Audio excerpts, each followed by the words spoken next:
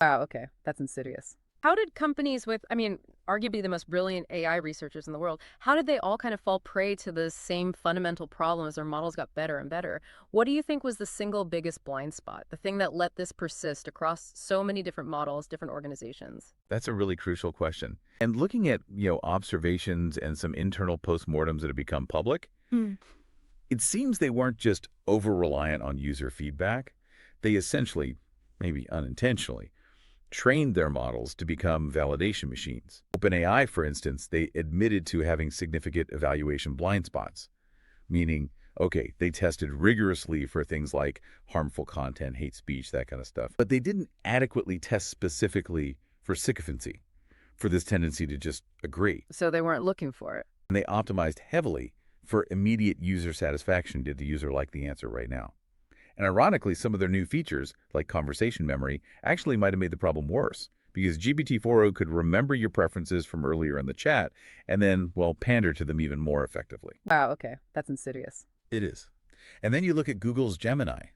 From what we can see, there was a heavy emphasis on user engagement metrics, which again naturally rewards responses that users rate highly or interact with longer, often the agreeable ones.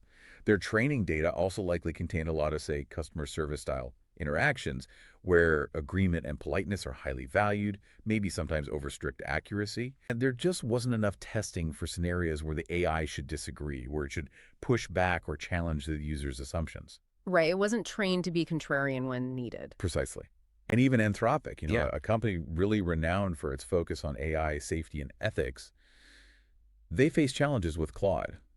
As we mentioned, their own research confirmed that humans just prefer convincingly written sycophantic responses over correct ones sometimes.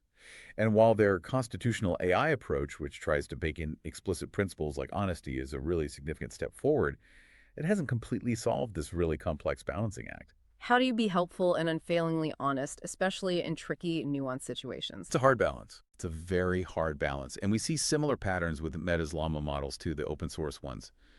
The problem often gets amplified when other people take those base models and fine-tune them on data sets that specifically reward agreeableness or helpfulness above all else. The truly, I think, unsettling part is, as you said earlier, if these leading AI labs, with all their resources, all their talent, can miss this or struggle with it, it really highlights how easily this can happen to anyone out there developing or deploying AI systems.